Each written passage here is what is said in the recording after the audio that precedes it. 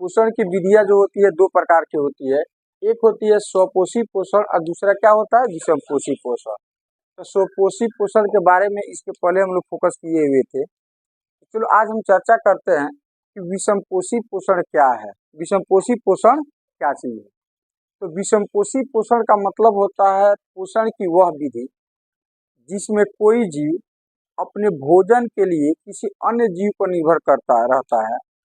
पोषण की वह विधि जिसमें कोई जीव अपने भोजन के लिए दूसरे पर निर्भर रहता है, स्वयं न बना करके दूसरे पर निर्भर रहता हो, तो पोषण की इस विधि को हम क्या कहते हैं विषमपोषी पोषण। पोषण की वह विधि जिसमें कोई जीव अपने भोजन के लिए किसी अन्य जीव पर निर्भर रहता हो, तो इस तरह के विधि को हम क्या कहते हैं विषमपोषी पोषण कहते हैं या परपोषी पोषण कहते हैं। जैसे और इस तरह के जीव को हम क्या कहते हैं विषमपोषी, क्या कहते हैं विषमपोषी जीव कहते हैं। जैसे अमीबा, मानव, कवक, जू, अमरबेल, ये सब जो है विषमपोषी हो गए। क्या हो गए विषमपोषी हो गए।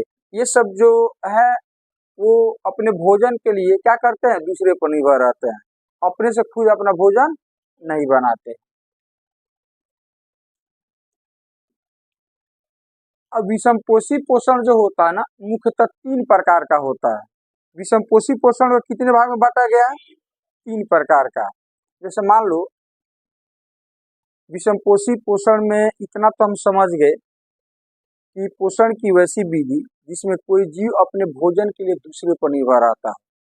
तो दूसरे पर निर्भर रहने वाले भी तीन प्रकार के होते हैं। कितने प्रकार के होते हैं मतलब इस तरह के पोषण की विधि कितनी प्रकार की होती है तीन प्रकार का। एक कहते हैं हम प्राणी संपोषण, क्या कहते हैं प्राणी संपोषण, दूसरे को कहते हैं मृतजीवी पोषण और तीसरे को कहते हैं परजीवी पोषण।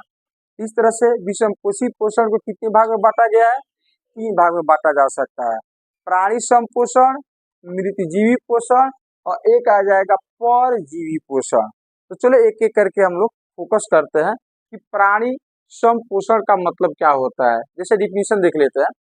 पोषण की वह विधि जिसमें जीव अपना भोजन ठोस या तरल के रूप में जंतुओं के भोजन ग्रहण करने की विधि द्वारा ग्रहण करते हैं, इस तरह के पोषण को हम प्राणी संपोषण कहते हैं। और जो जीव इस तरह के पोषण करते हैं उस जीव को हम कहते हैं प्राणी संपोषी। क्या कहते हैं प्राणी संपोषी।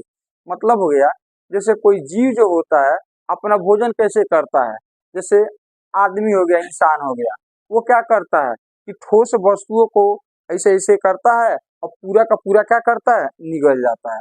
ऐसे करके क्या करता है पूरा का पूरा निगल जाता है।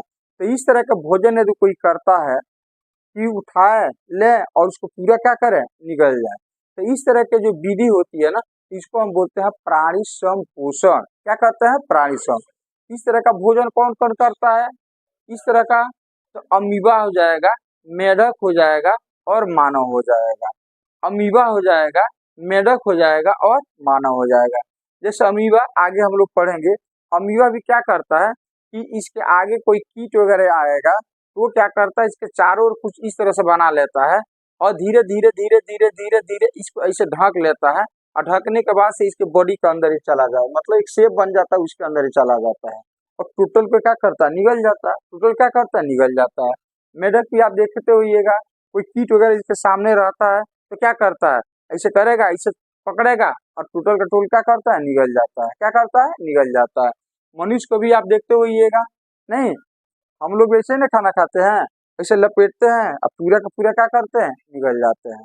तो इस तरह की जो विधि होती है उसको हम कहते हैं प्राणी संपोषण विधि और इस तरह के जीव को हम कहते हैं प्राणी संपोषी।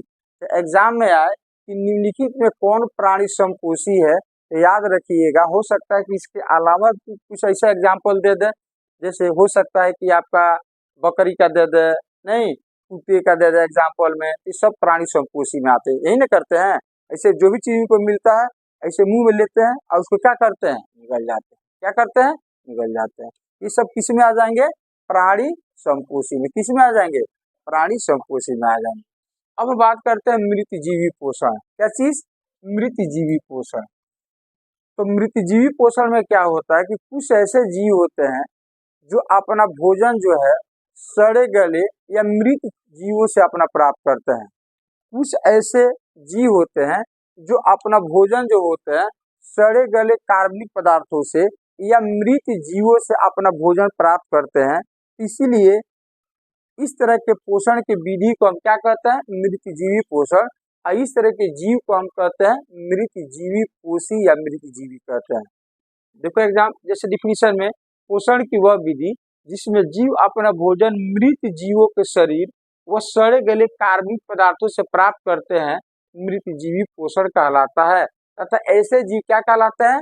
मृतजीवी पोषी कहलाते हैं। जैसे मान लो कि आप देखते होइएगा कोई चीज मर जाता है, उसको हम लोग फेंक देते हैं, तो फेंकने के बाद में क्या करता है, जिसको हम सड़ना बोलते हैं, तो फेंक देने के बाद वो जीव सड़ता है और उसमें बैक्टीरिया लग जाता है, सूक्ष्म जीव लग जाते हैं, और वो सूक्ष्म जीव जो है ना, वो सड़े गले चीजों को क्या करते हैं? खाते हैं। क्या करते हैं? खाते हैं। तो फिर वो सूक्ष्म जीव क्या कहलाएंगे? मृतजीवी, क्योंकि अपने भोजन वो जिंदा चीज को नहीं खाते हैं। जब तक कोई चीज सड़ेगा नहीं या जब तक वो मर नहीं जाएगा तब तक उसको वो नहीं खाएंगे। तो कुछ जीव ऐसे होते हैं जो इस तरह के भोजन अपना करते हैं। जैसे गिद्ध को देखो होइएगा, जब कोई चीज मर जाता है और उसको फेंक दिया जाता है तो वहां से वो लोग अपना भोजन क्या करता है? तो मृत जीवों से अपना वो लोग भोजन करता है। कौन? गिद्ध। कौन? गिद्ध। जिंदा चीज को जल्दी से वो नहीं खाएगा, जिंदा चीज को नहीं खाएगा। इसमें आ जाएगा जैसे मशरूम हो गया, यीस्ट हो गया, कवक हो गया, मिट्टी भी एक तरह का मृतजीवी पोषी ही होता है। बैक्टीरिया कुछ हो जाएंगे, कुछ प्रोटोजोआ हो जाएंगे। ठीक है, मशरूम, ये मशरूम हो गया। क्या हो गया? ये मशरूम हो गया। इसको आपने देखा होगा नहीं? इसको हम लोग खाते भी हैं। तो मशरूम भी क्या होता है? ये, हाँ, ये सड़े गले, जैसे मान लो इसको इसके उपजाने के लिए इसको प्रकाश संश्लेषण की जरूरत नहीं है, जैसा कि कल भी हमने बताया था आपको। तो ये सड़े गले चीजों से ही अपना भोजन क्या करते हैं? बना लेते हैं। अक्सर गांव वगैरह में हम लोग देखते हैं कि कुआ वगैरह जो होता है, अगल बगल में कोई सड़ा हुआ या जो गोबर वगैरह फेंक दिया जाता है, जो मतलब सड़ा गला जो चीज होता है ना, वहीं पर ये होता है, जिसको गांव में गोबर छत्ता भी कहते हैं या कुकुर मुत्ता भी इसको कहा जाता है। ठीक है, तो ये जो होता है सड़े गले चीजों से अपना भोजन क्या करते हैं? तैयार करते हैं। ये हो गया ईस्ट। क्या हो गया? तो ईस्ट आप लोग देखो येगा जो ब्रेड वगैरह बहुत सारा चीज में जो खाना वगैरह में हम लोग क्या करते हैं? यूज करते हैं। कवक हो गया इसी टाइप का, ये वाला देख रहे हैं ना, ये वाला पंछी हो गया, कवक हो गया। ये प्रोटोजोआ हो गया, सूक्ष्म जीव होते हैं ये भी प्रोटोजोआ, है कि नहीं? सब प्रोटोजोआ के टाइप हो गए। इस प्रोटोजोआ कौन सी हो जाएंगे? टाइप हो जाएंगे। तो ये सभी जो है ना सड़े गले चीजों से अपना भोजन क्या करते हैं? मृत जीवों से या सड़े गले चीजों से अपना भोजन प्राप्त करते हैं। इसीलिए इसको क्या बोला जाता है? मृत जीवी पोषी कहा जाता है। क्या कहा जाता है? मृत जीवी पोषी कहा जाता है। अब आ जाएगा परजीवी। कुछ जीव ऐसे होते हैं जो दूसरे के शरीर पर रह करके बिना उसको कोई खास नुकसान पहुंचाए उससे अपना भोजन प्राप्त करते हैं। कुछ जीव ऐसे होते हैं जो दूसरे के शरीर पर या शरीर के अंदर रह करके उसको बिना कोई खास नुकसान पहुंचाए, बिना उसको मारे हुए उससे अपना भोजन क्या करते हैं? प्राप्त करते हैं। तो पोषण की इस विधि को हम क्या कहते हैं? परजीवी पोषण कहते हैं। क्या कहेंगे उसको? परजीवी पोषण कहते हैं। ठीक है, इस तरह के जीव परजीवी पोषी कहलाएंगे। क्या कहलाएंगे? परजीवी पोषी।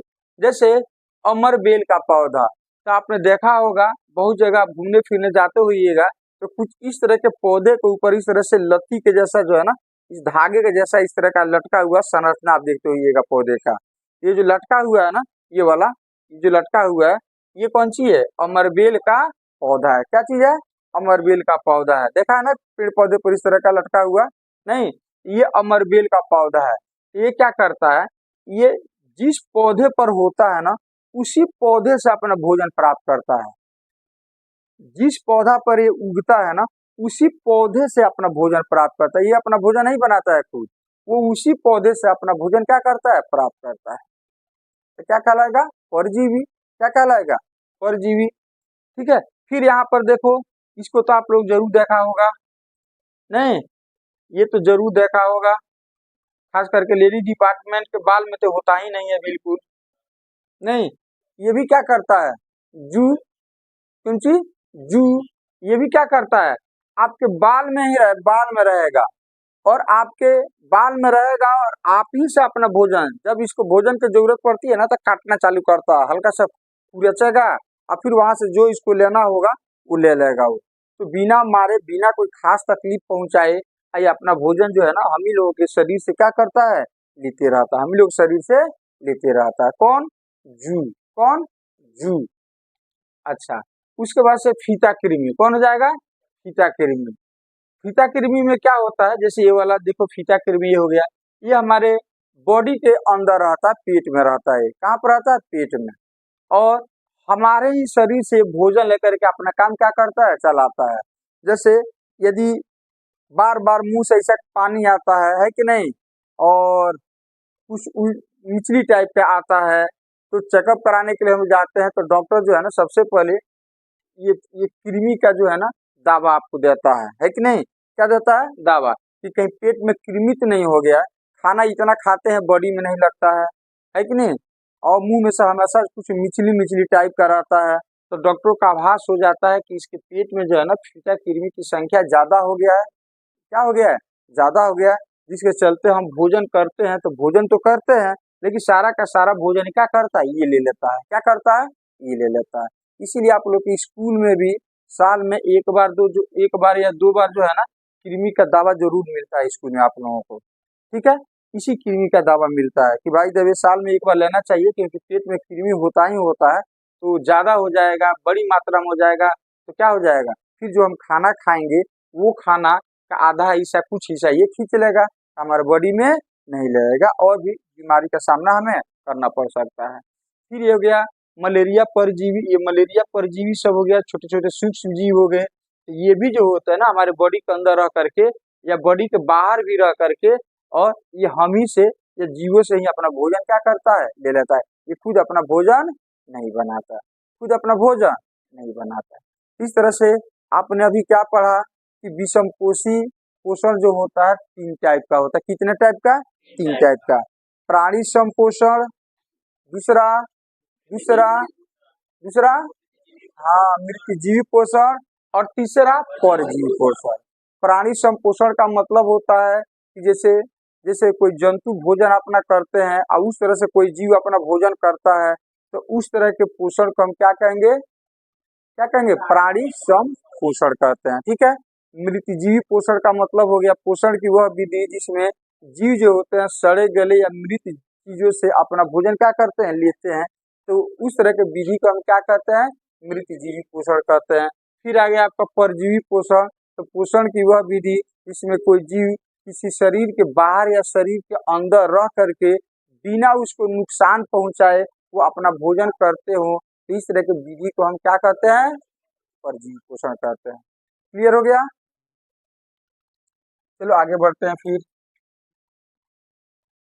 चलो अब हम बात करते हैं अमीबा अपना भोजन कैसे करता है। अमीबा अपना भोजन कैसे करता है? तो अमीबा क्या चीज है? एक कोशिकीय होता है कि बहुकोशिकीय? एक कोशिकीय होता है। अमीबा क्या होता है? एक कोशिकीय, बहुत छोटा होता है। और ये एक्चुअली कहाँ पाया जाता है? तो देखो यहाँ पर यह एक कोशिकीय जीव है। ये झीलों, तालाबों और कम बहाव वाले पानी में रहता है। यह बीमारी का कारण बन सकता है, जैसे पेट में दर्द, दस्त का होना, भूख न लगना, इसके पीछे अमीबा का कारण हो सकता है। अमीबा का कारण हो सकता है। ठीक है। अच्छा जी, चलो अब बात करते हैं अमीबा का अपना कोई निश्चित शेप नहीं होता है, आकार नहीं होता है। अमीबा जो होता है ना किसी शेप में हो सकता है, इसका कोई निश्चित आकार नहीं होता है। और ये जितनी क्रियाएं हैं श्वसन वगैरह का, उत्सर्जन का, ये अपने शरीर के किसी भी भाग से कर सकता है। क्यों? क्यों? क्योंकि इसके शरीर का प्रत्येक भाग जो होता है ना पर्यावरण के संपर्क में होता है, और सभी क्रियाएं विसरण के द्वारा क्या करता है? पूर्ति करता है। विसरण के द्वारा पूर्ति करता है। इसीलिए इसका भोजन भी करने का कोई फिक्स जगह नहीं है। फिक्स जगह नहीं है, ये किसी भी शेप में हो सकता है, किसी भी शेप में हो सकता है। तो चलो देखते हैं कि अपना भोजन कैसे करता है। तो सपोज मान लो इसका शेप हमने स्टार्टिंग में कुछ इस तरह का बनाया हुआ है। ठीक है। तो ये हो गया अमीबा का शेप। इसके अंदर जो है ना ये केंद्रक हो गया, जो आपको ये ग्रीन कलर से दिखाया गया है, ये कौन सी हो गया, केंद्रक हो गया। इसके जो ये रेड जो डॉट डॉट डॉट से दिखाया गया है, ये सब एंजाइम हो गया। क्या हो गया, इसके बॉडी में भी एंजाइम होता है, तो ये सब एंजाइम हो गया। और ये हो गया खाद्य कण, मतलब कीट हो गया जिसका भोजन इसको करना है। अब अमीबा के नजदीक कोई कीट आ गया, कोई खाद्य कण आ गया, तो ये क्या करता है, इसके चारों ओर जो है ना कुछ इस तरह का संरचना, इस शेप अपना बदल करके और चारों ओर कुछ इस तरह का संरचना बनाता है। जो देख रहे यहाँ पर संरचना बनाया गया है, कुछ इस तरह का संरचना जो है ना ये बनाता है, इस तरह का संरचना देख रहे हैं, ये वाला कुछ इस तरह का संरचना ये बनाता है इसके चारों। ये खाद्य कण हो गया, इसके चारों ओर कुछ इस तरह का संरचना बनाता है, तो इसको हम बोलते हैं कूटपाद। क्या बोलते हैं, या पदार्थ इसको बोला जाता है। क्या बोला जाता है, तो किसकी सहायता से अपना शिकार करता है, भोजन करता है, कूटपाद। इस तरह का शेप जब बनाएगा ना, इस तरह के शेप को हम बोलते हैं कूटपाद। क्या बोलते हैं, तो कूटपाद। अब ये क्या करेगा, इसके चारों ओर से इस तरह से ढकते जाएगा, इससे ढकते जाएगा, इसको हम कूटपाद बोलेंगे। तो फिर देखो यहाँ पर, अब ये इस तरह का, अब ये जो है ना ये वाला शेप इसके चारों ओर कुछ इस तरह से आकर के एकदम ऐसा लगेगा कि ये सट गया, ये वाला कूटपाद एक दूसरे से, ये वाला देख रहे हो ना, ऐसे सट जाएगा। तो इस तरह का जो बीच में जो गैप हो जाता है ना, इसको हम बोलते हैं खाद्य रिक्तिका। क्या बोलते हैं, इस तरह का शेप बनाएगा कूटपाद। धीरे धीरे करते करते कीट इसके अंदर आकर के फंस जाएगा, ऐसे करते करते करते करते यहाँ से इसको बंद कर देगा। ये जो खाली स्थान है इसके अंदर, ये वाला, इस खाली स्थान को हम क्या बोलते हैं, खाद्य रिक्तिका। क्या बोलते हैं, खाद्य रिक्तिका। तो ये कीट जो है ना खाद्य रिक्तिका के अंदर पैक हो जाता है। जब पैक हो जाता है तो अब ये चला जाता है अंदर, कहाँ चला जाता है, तो ये कीट आ जाएगा, अब ये बंद हो जाएगा इस तरह से। अब इसका शेप यहाँ पर क्या हो जाएगा, ये वाला चीज अब बंद हो जाएगा। अब ये कीट आ जाता है अंदर, जब अंदर आता है ना तो चारों ओर से एंजाइम जो है ना इस दौड़ते हैं इसको पचाने के लिए, और जिसके चलते ये जो है ना ये कण जो है ना, खाद्य कण जो है ना, ये एंजाइम के चलते ये पचना चालू हो जाता है। पचने के बाद से इसमें से पोषक पदार्थ अलग हो जाते हैं। क्या हो जाते हैं, अलग हो जाते हैं। और जो अपशिष्ट पदार्थ बनता है, तो पोषक पदार्थ अलग हो जाते हैं, पूरे बॉडी में फैल जाते हैं, जिसके चलते इसके काम चल जाता है। और जो अपशिष्ट पदार्थ जो बिना काम का पदार्थ बन जाता है, तो इसके शरीर का जो भाग कमजोर पड़ता है ना, तो उसका शरीर वहां से फट जाता है और वहां से क्या हो जाता है, निकल जाता है। क्या होता है, निकल जाता है। जैसे देखो यहाँ पर भोजन को अपने पदार्थ या कूटपाद की सहायता से घेर लेता है। देखो कूटपाद की सहायता से क्या किया, घेर लिया। अच्छा, उसके बाद से घेरने के बाद से ये खाद्य पर कहाँ चला जाता है, खाद्य रिक्तिका में। कहाँ पर चला जाता है, खाद्य रिक्तिका में। इस तरह का शेप हो जाता है, खाद्य रिक्तिका में चला जाता है। खाद्य रिक्तिका में जटिल पदार्थ का विघटन सरल पदार्थों में होता है एंजाइम के द्वारा। मतलब जो कीट है वो उसमें से पोषक पदार्थ क्या हो जाते हैं, अलग हो जाते हैं। क्या हो जाते हैं, अलग हो जाते हैं। किसकी सहायता से, एंजाइम की, किसकी सहायता से, एंजाइम की सहायता से। बचा हुआ अपच पदार्थ कोशिका की ओर गति करता है। जो बचा हुआ जो अपशिष्ट पदार्थ है जो बिना काम का है, वो चारों ओर घूमना क्या हो जाता है, चालू हो जाता है। और ये पदार्थ शरीर के किसी भी भाग से बाहर निकाल दिया जाता है। तो जहाँ कमजोर भाग होता है वहीं पर वो भाग फट जाता है और वहां से क्या हो जाता है, वो निकल जाता है। इस तरह से अमीबा जो है अपना भोजन करता है, भोजन करता है। तो प्रश्न आता है कि अमीबा किसकी सहायता से अपना भोजन प्राप्त करता है, पकड़ता है, कूटपाद की सहायता से। किसकी सहायता से, कूटपाद की सहायता से। अमीबा किसकी सहायता से अपना भोजन करता है, कूटपाद की सहायता से। किसकी सहायता से, कूटपाद की सहायता से। सिस्टम समझ में आ गया भाई। जो डायग्राम आता है कि अमीबा में पोषण की विधि को डायग्राम के द्वारा आप समझाएं, तो डायग्राम आपको प्रैक्टिस करके क्या करना पड़ेगा, बनाना पड़ेगा, प्रैक्टिस करके बनाना पड़ेगा। तो इसके लिए कोई बड़ा चीज नहीं है, ऐसे ऐसे ऐसे बना देना है, एक बार थोड़ा सही से बना देना है, जिसको हम कूटपाद कहेंगे, फिर इसको क्लोज कर देना है, एक खाद्य रिक्तिका हो जाएगा। क्या हो जाएगा, खाद्य रिक्तिका हो जाएगा, बात खत्म, बात खत्म भाई। अब प्रोसेस लिख देना इस तरह से, प्रोसेस क्या करना है, लिख देना है, कोई दिक्कत। अच्छा, इसके बाद आता है पैरामीशियम, वो भी एक कोशिकीय होता है। क्या होता है, एक कोशिकीय होता है, जिसको हम बोलते हैं पैरामीशियम। क्या बोलते हैं, पैरामीशियम। तो पैरामीशियम जो होता है ये भी एक कोशिकीय होता है, लेकिन इसके भोजन करने का मतलब भोजन एक किसी खास जगह से ही प्रवेश करता है, हर जगह से अमीबा के जैसा प्रवेश नहीं करता है। तो चलो देखते हैं पैरामीशियम क्या होता है। तो पैरामीशियम में क्या होता है, ध्यान से देखो यहाँ पर ये शेप देख रहे हो ये वाला, कुछ इस टाइप से पैरामीशियम होता है। ऐसा लगता है कि चप्पल के जैसा है कि नहीं, कुछ इस तरह का शेप लगता है। अच्छा, इसके चारों ओर जो है ना देखो इस तरह से बाल के जैसा संरचनाएं बाहर की तरफ होती है, तो इसको हम लोग बोलते हैं सीलिया। क्या बोलते हैं इसको, सीलिया या पक्षाभ इसको बोला जाता है। क्या बोलते हैं इसको, पक्षाभ। इंग्लिश में क्या बोला जाता है, सीलिया। तो बालों के जैसा बाहर की तरफ के संरचना होता है ना, इसको हम बोलते हैं सीलिया। क्या बोलते हैं, सीलिया। याद रहेगा ना। अच्छा, फिर आगे बढ़ते हैं। न्यूक्लियस, ये जो आप ब्लू कलर में देख रहे हैं इसको क्या बोलते हैं, न्यूक्लियस। अच्छा, इसके अलावा इसके अंदर जो है ना कुछ इस टाइप का शेप होता है, इस टाइप का, इस टाइप का शेप होता है, इस टाइप का, है कि नहीं। इसको हम बोलते हैं साइटोप्लाज्म। क्या बोलते हैं, साइटोप्लाज्म कहते हैं। अब देखो होता कौन सी पैरामीशियम में, सबसे पहले देख लेते हैं ये कहाँ पाए जाते हैं। ये मीठे, खारे एवं समुद्री पानी में पाए जाते हैं। मीठे, खारे एवं समुद्री पानी में पाए जाते हैं। यह एक कोशिकीय जीव है जो प्रोटोजोआ का वंशज होता है। इसकी लंबाई लगभग 0.05 mm से 0.32 mm होता है। मतलब ये भी बहुत छोटा होता है, बहुत क्या होता है, छोटा होता है। अब ये अपना शिकार कैसे करता है, कोशिका कोशिका के पक्षाभ जो होता है कोशिका को पूरी सतह को ढके होता है। देख लो जैसे यहाँ पर है ये पक्षाभ, सीलिया कौन सी है, पूरे कोशिका को, बॉडी को क्या किया हुआ है, ढका हुआ है। भोजन एक विशिष्ट स्थान से ही ग्रहण करता है। अब ये क्या करता है, कहीं से नहीं ग्रहण करता है, किसी खास जगह से इस भोजन को क्या करता है, ग्रहण करता है। किसकी सहायता से, सीलिया की सहायता से। किसकी सहायता से, सीलिया की सहायता से। जैसे अमीबा होता है कहीं से भी अपना भोजन ग्रहण कर लेगा, लेकिन पैरामीशियम जो होता है किसी खास जगह से ही अपना भोजन क्या करता है, ग्रहण करता है। अब भोजन अंदर जाता है तो इसके अंदर भी एंजाइम होते हैं। क्या होते हैं, एंजाइम। और पोषक पदार्थ को ले लेता है, अवशिष्ट पदार्थ को बाहर क्या करता है, निकाल देता है, बाहर निकाल देता है। इसमें मेन होता है अपना अमीबा। तो अमीबा पर आप ज्यादा फोकस कीजिएगा, किस पर, अमीबा पर। चलो अब हम बात करते हैं सबसे चतुर जात, कौन, मानव की बात करते हैं। किसकी बात करते हैं, कि मानव में पोषण कैसे होता है। मतलब हम लोग जब खाना खाते हैं तो फिर इसमें क्या क्या होता है, कैसे पचता है कि नहीं, इन सभी चीजों पर फोकस करने वाले हैं। तो चलो सबसे पहले कुछ चीजों पर हम लोग फोकस करते हैं।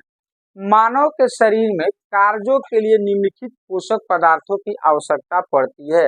ये पोषक पदार्थ है, ये कौन सी है, पोषक पदार्थ है। और मानव को भोजन से ये सभी चीजें प्राप्त होती है। तो आपको जिंदा रहना है तो ये पोषक पदार्थ आपको चाहिए, ये पोषक पदार्थ आपको चाहिए। तो कौन कौन से पोषक पदार्थ हो गया जो मानव को चाहिए, कार्बोहाइड्रेट, वसा, प्रोटीन, विटामिन, खनिज लवण, जल। इतना चीज आपको चाहिए ही चाहिए, तभी आप जिंदा रह सकते हैं, तो ही आप जिंदा रह सकते हैं। तो याद रहेगा इतना कि आपको कार्य करने के लिए, वर्क करने के लिए, जिंदा रहने के लिए कितने पोषक पदार्थ की जरूरत पड़ता है, मुख्यतः 6। कौन कौन, वसा, प्रोटीन, विटामिन, खनिज लवण और जल। ठीक है। कार्बोहाइड्रेट से हम लोग ग्लूकोज प्राप्त करते हैं, वसा को वसा अम्ल में हम बदल देते हैं, नहीं, ये सभी चीजें हमारे हमारे पेट के अंदर ये सब काम होता है, हमारे बॉडी के अंदर ये सब काम होता है। प्रोटीन को अमीनो अम्ल में बदल दिया जाता है। इसी तरह से ये सभी चीजें हैं जो हमारे बॉडी के अंदर चाहिए ही चाहिए। ये सब पोषक पदार्थ हो गए। अब भोजन की पाचन की संपूर्ण प्रक्रिया जो होता है ना 5 चरण में होता है। मतलब जब हम भोजन करते हैं ना तो स्टेप बाय स्टेप हमारे बॉडी के अंदर उसका पाचन होता है, स्टेप बाय स्टेप। कितने चरण इसको बांट सकते हैं, 5। पहला चरण हो गया अंतर्ग्रहण। मतलब सबसे पहले हम भोजन को मुंह में डालते हैं, ग्रहण करते हैं, इसको हम क्या बोलते हैं, अंतर्ग्रहण। तो भोजन का सबसे पहले क्या होता है, अंतर्ग्रहण। अंतर्ग्रहण का मतलब क्या होता है कि भोजन को मुंह के अंदर लेना, क्या कहलाता है, अंतर्ग्रहण। तो सबसे पहले हम क्या करते हैं जी, भोजन का अंतर ग्रहण करते हैं, मतलब मुंह के अंदर उसको क्या करते हैं, डालते हैं। अब मुंह में दांत है, जीभ है कि नहीं, ये सभी चीजें अपना क्रिया करना क्या करता है, चालू करता है। अच्छा, उसके बाद से क्या होता है, पाचन। पाचन का मतलब हो गया कि भोजन को छोटे छोटे टुकड़े में तोड़कर पाचन करना। मतलब जब मुंह अपना काम करता है, मुंह में भोजन में डाल दिया, उसके बाद से क्या होता है, हमारे पेट के अंदर जाता है, तो उसमें उसको छोटा छोटा टुकड़ा किया जाता है, उसमें से पोषक पदार्थ को अलग किया जाता है। इस प्रक्रिया को हम क्या बोलते हैं, पचना। क्या बोलते हैं, पचना। तो सेकेंड स्टेप क्या हो गया, पाचन। क्या होता है पाचन में, कि जो भोजन हम मुंह के अंदर लिए, तो वो छोटे छोटे टुकड़ों में बढ़ता है, उससे पोषक पदार्थ क्या हो जाता है, अलग हो जाता है। पोषक पदार्थ क्या हो जाता है, अलग। इस प्रक्रिया को क्या बोलते हैं, पाचन। तो पाचन हो गया। उसके बाद से अवशोषण। अवशोषण का मतलब कि पचे हुए भोजन से प्राप्त पोषक पदार्थों का रक्त में मिलना। मतलब जब भोजन जब पच जाता है, पच जाने का मतलब है कि जो आप भोजन जो करते हो, उससे पोषक पदार्थ जैसे कार्बोहाइड्रेट, ये सभी बताए थे, ये सभी चीजें उससे जब अलग हो जाता है, तब उसके बाद से होता है अवशोषण। अवशोषण का मतलब हमारे हमारे आंत में जो होता है, ऐसा सिस्टम होता है कि उस पोषक पदार्थ को अवशोषित कर लेता है।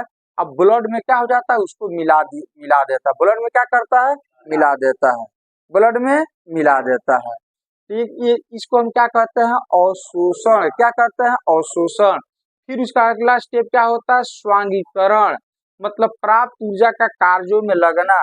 तो वो ऊर्जा जब हमें क्या होता है, पोषक पदार्थों से हमें जो ऊर्जा प्राप्त होता है, अब उस ऊर्जा को हम क्या करते हैं, कार्य में लगाते हैं। इस प्रोसेस को क्या कहते हैं, स्वांगीकरण। क्या बोलते हैं, स्वांगीकरण।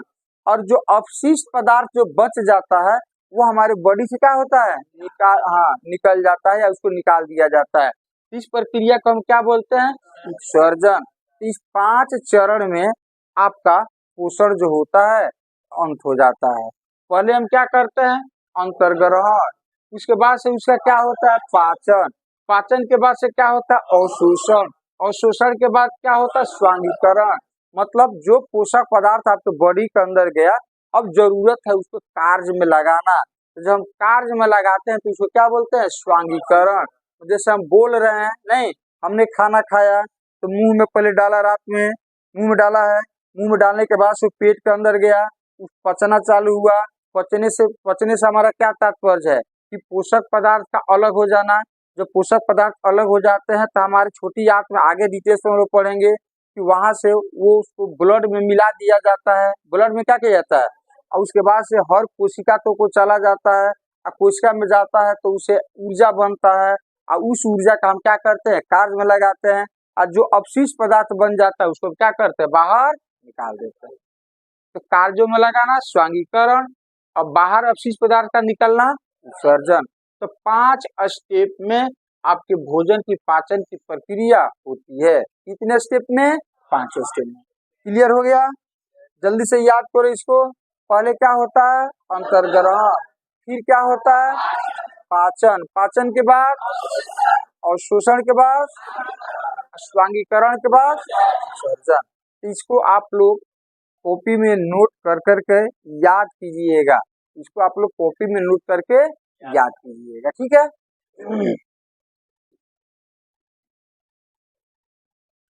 चलिए आगे बढ़ते हैं। मानव पाचन तंत्र के मुख्य भाग। मानव पाचन तंत्र के मुख्य भाग मतलब जो भोजन करते हैं, तो सबसे पहले क्या क्या होता है, इस तरह से इसको 2 भाग में बांट दिया गया है।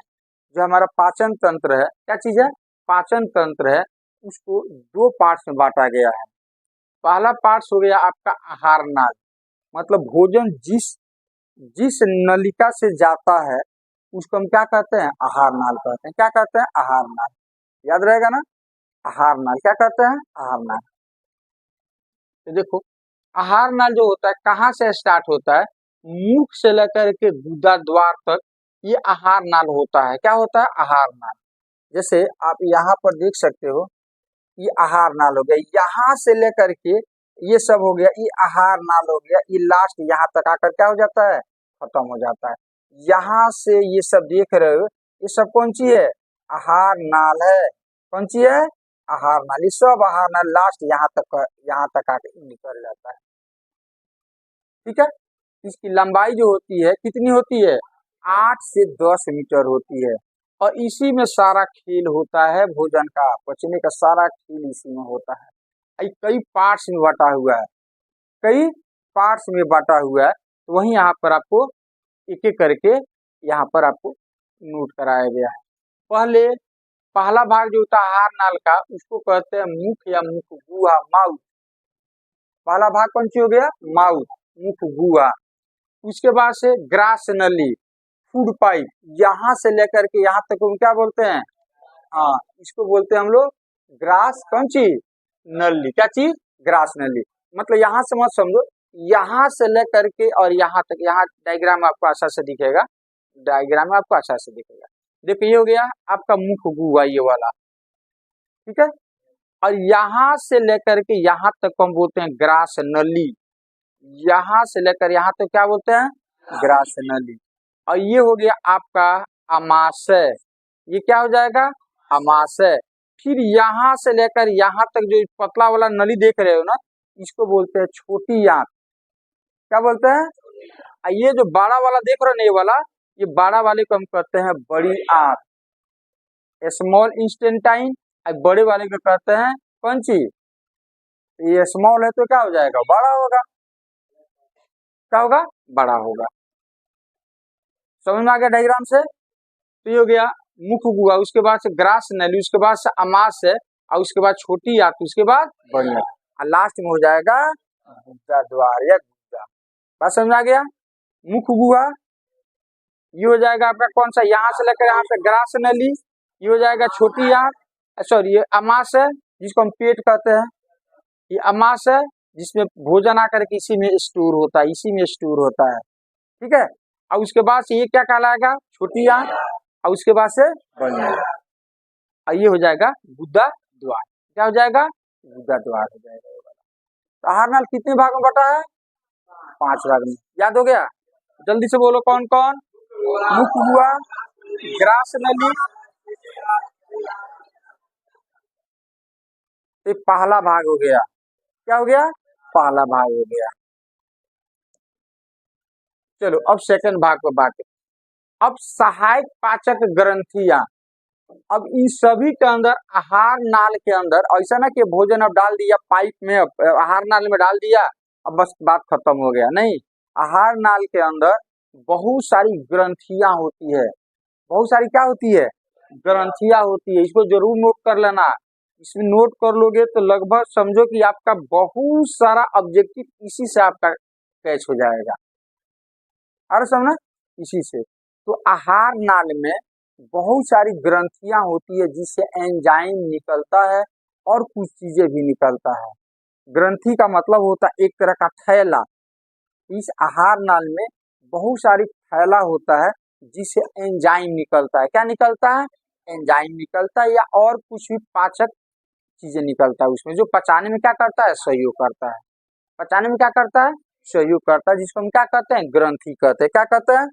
ग्रंथि में क्या हो गया? समझो कुछ इस तरह से थैला, कौन सी, और थैले में क्या करते हो? कुछ रखते हो, चलो पैसा रख लो, कुछ रखे हो, उसे जरूरत पड़ेगा तो उसको निकलते जाएगा।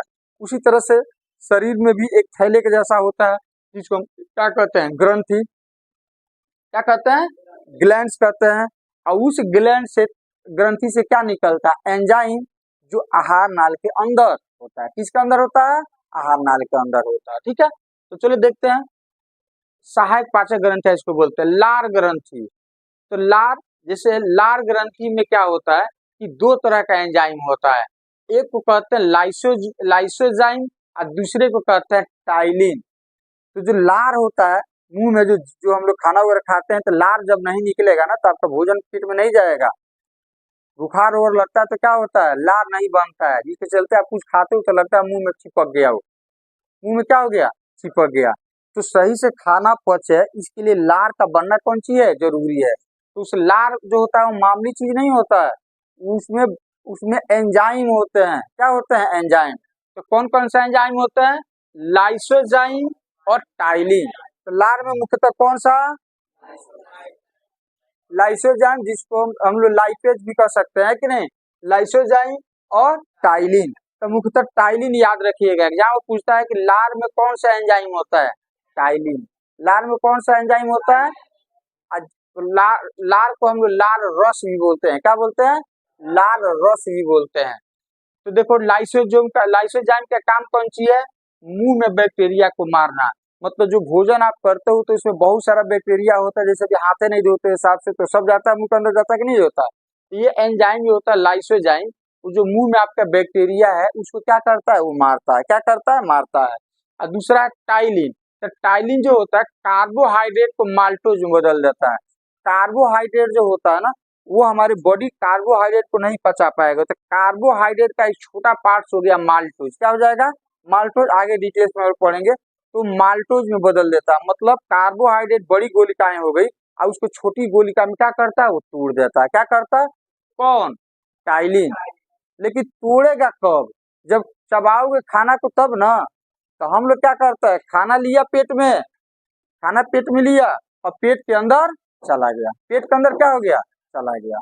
तो फिर वैसे जो होता है, हाँ, तो इसीलिए भोजन को जो होता है मुख्यतः क्या करना चाहिए, चबा करके खाना चाहिए। भोजन को मुख्यतः चबा करके खाना चाहिए, तब नहीं अपना काम करेगा। अच्छा, दूसरा हो गया अपना जठर ग्रंथि। जठर ग्रंथि से 3 टाइप का एंजाइम रिलीज होता है। जठर ग्रंथि जो होता है उसे कितने टाइप का, ये आपके पेट के अंदर होता है। जब लोग भोजन करते हैं जो आमाशय में जो जाता है ना, कहाँ पर जाता है, आमाशय में जो जाता है,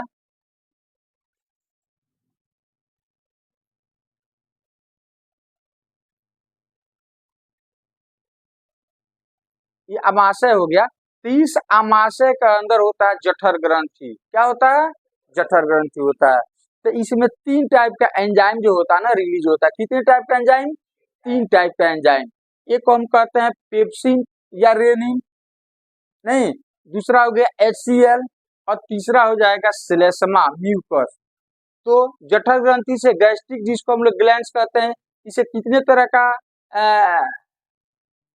जूस निकलता है, कितने तरह का, 3 तरह का। एक पेप्सिन रेनिन, एक HCl जो एसिड है, और दूसरा श्लेष्मा जो क्या चीज है, म्यूकस है, क्या चीज है, म्यूकस। डिटेल्स में आगे हम लोग इसकी चर्चा करेंगे जब आपको पाचन तंत्र पूरा डिटेल्स में बाय फिगर पढ़ाएंगे तब वहां पर। उसके बाद से लीवर, क्या चीज, तो लीवर। तो लीवर जो होता है इसे पीत रस निकलता है, लीवर से क्या निकलता है, पीत रस। ये पीत रस निकलता है, ये एक थैली होता है जिसको पित्ताशय बोलता है, जिसको गल ब्लाडर बोलते हैं, जीबी, गल ब्लाडर। अक्सर सुनते होइएगा कि पेट में स्टोन हो गया, कहाँ पर, गल ब्लाडर में, कहाँ पर, गल ब्लाडर में स्टोन, जो पेट दर्द करता है तो अधिकतर केस में जो होता है वो स्टोन होने के चलते ऐसा होता है। तो स्टोन मुख्यतः ज्यादा जो होता है ना गल ब्लाडर में होता है, और नहीं तो किडनी वगैरह में होता है, नहीं तो क्या होता है, किडनी में। तो गल ब्लाडर जो होता है इसमें होता कौन सी है कि लीवर जो होता है पीत रस छोड़ता है, निकलता है लीवर से, और वो पीत रस आकर के स्टोर होता है पित्ताशय में। किसमें स्टोर होता है, तो पीत रस का स्टोर किसमें होता है, पित्ताशय में क्या होता है, पीत रस का स्टोर होता है। और इस पीत रस का काम कौन सी है, जो भोजन आप करते हो, तो जो वासा जो आप जो भोजन में जो होता है, जो तेल वगैरह जो आप खाते हो तो उसमें वासा होता है, क्या होता है, तो वासा के बड़ी गोलिका में छोटी गोलिका में तोड़ देता है, कौन, पीत रस। तो पीत रस का काम है, पीत रस का काम है कि वासा का पाइशीकरण करना, मतलब वासा के बड़ी गोलिकाओं को छोटी गोलिकाओं में तोड़ना, वसा के बड़ा पार्ट्स को क्या करना, छोटा छोटा करना, वसा को कौन सी करना, छोटा छोटा करना। इसको हम बोलते हैं पाइशीकरण, क्या बोलते हैं, पाइशीकरण। और दूसरा चीज की जो भोजन जो आपका आमाशय में जब जाता है तो वहां एसिड मिल जाता है ये वाला, तो वहां से जब वो छोटी आंत में आता है तो छोटी आंत के एंजाइम तभी काम करेंगे जब क्षारीय होगा। तो पीत रस दूसरा काम ये भी करता है कि वो क्षारीय माध्यम बनाता है, क्या बनाता है, क्षारीय माध्यम उसको बना देता है। अम्ल, ये क्षारीय होता है तो अम्ल में क्षार जाकर के मिल जाता है तो क्या बन जाएगा, उदासीन। क्षार की मात्रा ज्यादा हो जाएगा तो क्षारीय हो जाएगा, तो इसको क्षारीय बना देता है। आगे डिटेल्स में हम लोग पढ़ेंगे। तो यकृत क्या करता है, लीवर से क्या निकलता है, पीतरस। पीतरस कहाँ स्टोर होता है, पित्ताशय में। इसका काम कौन सी है, 2 काम है। पहला काम है कि वसा के बड़े गुलिकाओं को छोटे छोटे गुलिकाओं में तोड़ना, और ये माध्यम पे क्या करना, क्षारीय बनाना, माध्यम को, भोजन के माध्यम को क्षारीय बनाना। उसके बाद से अग्नाशय है पैनक्रियाज, अग्नाशय है जस्ट लीवर के बगल में होता है अग्नाशय, जिसको हम बोलते हैं पैनक्रियाज। क्या बोलते हैं? पैनक्रियाज। तो पैनक्रियाज से 3 तरह का एंजाइम निकलता है, जिसको आप शॉर्ट फॉर्म में याद रखोगे ATL। एटीएम याद है ना? एटीएम का नाम सुने हो ना, जिससे पैसा निकलता है, बिना डाले हुए नहीं निकलेगा, है कि नहीं? तो एटीएम के जैसा ही है ATL, याद हो गया? तो क्या कहते हैं, अग्नाशय से कितने टाइप के एंजाइम निकलते हैं? 3 टाइप के। कौन कौन? ATL। कौन निकलता है? ATL। ए से हो जाएगा एमाइलेज, टी से हो जाएगा ट्रिप्सिन और एल से हो जाएगा लाइपेज। ए से हो जाएगा एमाइलेज, टी से हो जाएगा ट्रिप्सिन और एल से हो जाएगा लाइपेज। तो पेनक्रियाज से कितने एंजाइम निकलते हैं? कौन? ATL। ATL। ATL। ए से, टी से ट्रिप्सिन और एल से लाइपेज। ए से, टी से और एल से लाइपेज, एल से लाइपेज। उसके बाद से आंत्र ग्रंथियां, तो हमारे छोटी आंत में कुछ ग्रंथियां होती है जिससे भी एंजाइम वगैरह क्या होता है? निकलता है, जिससे एंजाइम, तो हम वहां पर चलेंगे तो डिटेल्स में उसको क्या करेंगे, लैक्टेज हो गया है कि नहीं, ये सब एंजाइम वहां से निकलता है, जो फाइनली हमारा पोषक पदार्थ में क्या करता है? कन्वर्ट कर देता है, पोषक तत्व में क्या करता है? कन्वर्ट कर देता है। अब फिर वो चला जाता है हमारा कहाँ पर? ब्लड में। कहाँ पर चला जाता है? ब्लड में जाकर के मिल जाता है।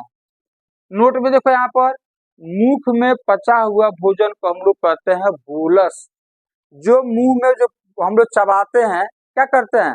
चबाते हैं, और चबाने के बाद से लार वगैरह उसमें मिल जाता है, तो उसको हम क्या कहेंगे? बोलस। याद रखना ऑब्जेक्टिव के लिए कि बोलस क्या चीज है। तो मुंह में जो हमारा भोजन जो पचता है, जो भोजन का छोटा छोटा टुकड़ा हो जाता है, उसमें लार जाकर के मिल जाता है, तो टोटल को हम मिलाकर क्या बोलते हैं? बोलस। क्या बोलते हैं? बोलस। फिर कह रहा है रेनिन, जैसे यहाँ पर हम रेनिन लिखे हुए हैं, कहाँ गया? यहाँ पर जठर ग्रंथि से पेप्सिन और रेनिन।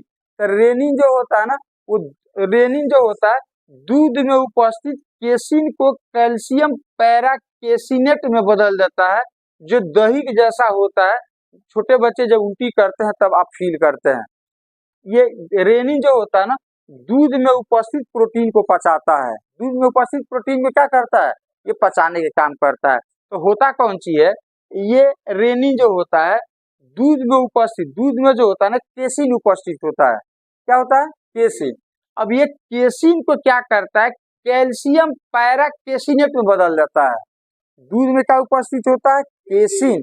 तो ये रेनिन क्या करता है? केसिन को कैल्शियम पैराकेसिनेट में बदल देता है। और पैराकेसिनेट जो होता है ना, जब बच्चा उल्टी करता है, देखते हो ना, दही के जैसा छोटा छोटा टुकड़े टाइप का ये करता है, वो जब मुंह से उल्टी नहीं करता है, जब ज्यादा दूध हो जाएगा ना तो फेंकेगा वो, है कि नहीं? तो फेंकेगा, तो अक्सर बच्चा ऐसा करता है, अक्सर लगभग 99% छोटा बच्चा जो होता है ज्यादा दूध पी लेगा, तो जैसे ही कुछ पेट उसका दबेगा ना, बच्चे फेंक देगा मुंह से थोड़ा सा, वो तो फेंकता है तो दूध फटा फटा जैसा वो बाहर निकलता है। एक्चुअली इसके पेट के अंदर क्या रहता है? रेनिन। पेट में गया तो रेनिन है, तो रेनिन जब दूध वो लेता है, जब माँ से दूध लेता है या गाय वगैरह का दूध वगैरह जब पीता है, तो रेनिन क्या करता है? उसमें केसिन को कैल्शियम पैराकेसिनेट में बदल देता है, और वही पैराकेसिनेट जो होता है ना, थका थका जैसा पेट में रहता है, और वही बाहर निकलता है, तो इसको थका थका हमें क्या करता है? दिखाई देता है। थका थका दिखाई देता है। याद रहेगा इतना?